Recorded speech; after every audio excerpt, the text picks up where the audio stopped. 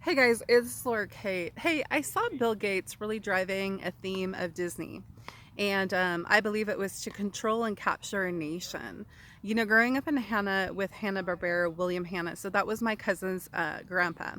And so I got to see how cartoons could basically engage a nation and change households and basically change how they operate, what they do, and on a platform of what they believe and what they want to follow.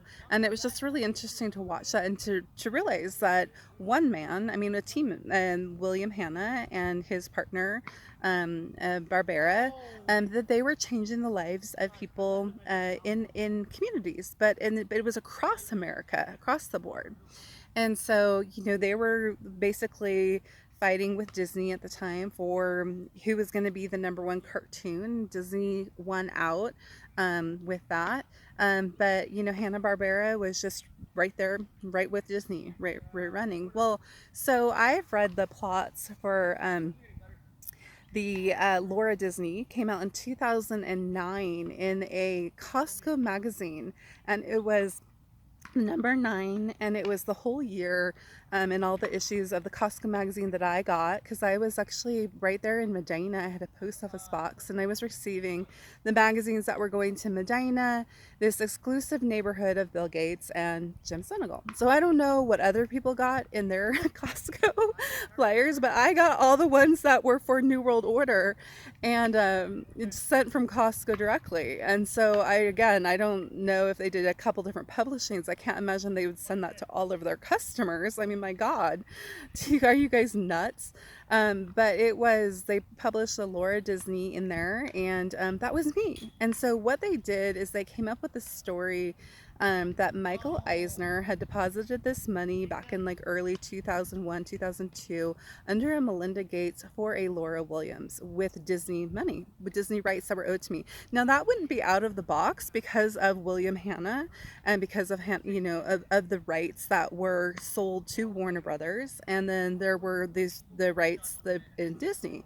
So, but the thing that's out of the box is that I didn't know about those rights, and also the person that they deposited this money with never contacted me, and so that was a Julie Gray back in 2002. Again with a Jeff VP of Amazon, so it was a friend of Jeff Bezos. He hired him into Amazon as an executive on his team, and so that was early 2000. But they had planned this steal of who I was and who I am by creating this massive fund. I heard it was $30 billion, and that they would drive a campaign of a group of people, and basically they would never tell me about it, and they would fund their militia and buy people with this money. And so I truly believe I just need to find out who actually put the money in there, because I don't believe it was Michael Eisner, and I don't believe it was Disney at all. I believe it was a Bill Gates spinoff. Here's why. First of all, the fact that the money was going from Disney through Melinda Gates in the story didn't make sense at all. They wouldn't do that. And I mean, it doesn't seem like it. And the other thing is that it sounds really made up. And it sounded like a way to control a group of people with this person who had profited a lot of money, or wherever they found this money. I'm not sure. All I know it's not Jeff Bezos money. It wasn't Jeff VP's money, because they didn't have any money at the time. So back in 2001, they were just starting Amazon, and they didn't have the money that they have now. They were just starting out. So, I mean, we're talking maybe $1 million, but not $1 billion. And this was $30 billion. So, we have a big control group going on with that. What's the kicker here is that it has destroyed a lot of people's lives, including mine, where people were pitted against one another to gain control of these funds, and that they had to do evil work as well as uncivil work, as well as tear apart things, as well as criminal conduct in order to receive this payment. So it was all building the militia over time. And so, yeah, it's a sad, sad story. If I had, I mean, I can't understand why Julie Gray's not in jail. I can't understand why Chris Gray's not in jail or Gitmo. I can't understand why Kimby Gray, who took over as a trustee on this specific account with her husband Chris Gray in 2012, why they are not in jail. I cannot understand why they are living this crazy life off that money in Malibu, demonstrating that they successfully made it in their business venture when they didn't. They didn't make any of that money. All they did was become trustees of this account that they said is poison to our country and to myself, that they said was a $30 billion account that belonged to myself, Laura Williams. It was underwritten to me. And they never contacted me about it, of course. They were like, they had all these, I mean, it sounded like Jeff, VP of Amazon, or Melinda Gates was the one who was dictating what would be done with that money. So I don't know all the details on that, but I do know it's fraud. And I do know that Chris Gray played the game of AJ Smith. So my great grandfather is AJ Smith. Quick story short on that is he was embezzling money with Judah Smith. And then he was also embezzling money with his son, AJ. So they named him AJ.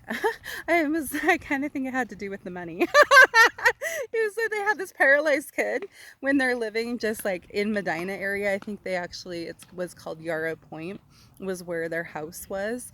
But it's just one of those like creep out things that we have AJ Smith. If you take AJ Gray and then you take Judah Smith, you have AJ Smith. And they were money laundering all of that money to an AJ Smith.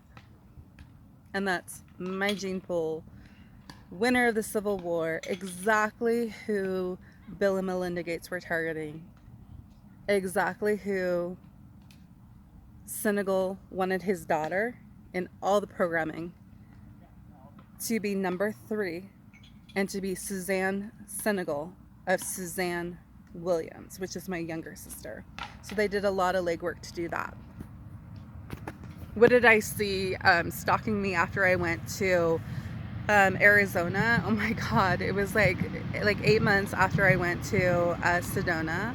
I looked up the mall there quite a bit of time after, but about 8 months after I had visited the outdoor mall in Sedona, Arizona, they put up all of these pictures about Suzanne Senegal and her daughter Zoe, and the 3 headless chickens, pennies, copper pennies, Senegal's known for copper. They had the red-haired chick. I mean, they had all these symbolisms about how they were going to take over my family, myself, and kill us 3 sisters, and how Zoe was going to be the one who was controlling everything, and her grandmother, Janet Senegal, was sitting there. And this is in prototype, okay? But they did this whole thing up, and I thought, who the hell did this?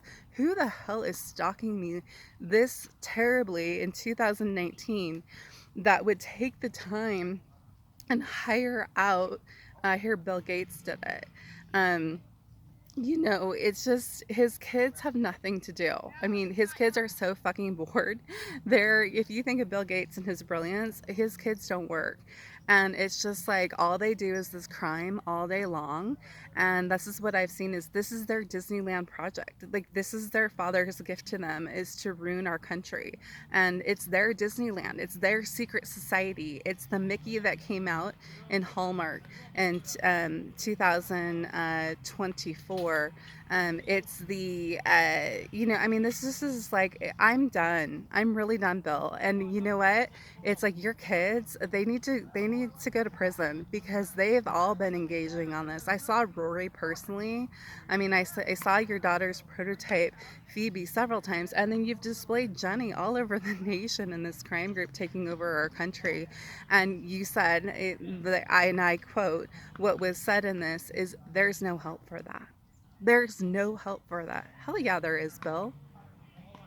Hell yeah, there is. And that's what I've got to tell you today.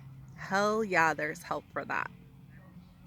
We don't need the Gates running our country into the ground for their Disneyland pleasure, because that's what you've created.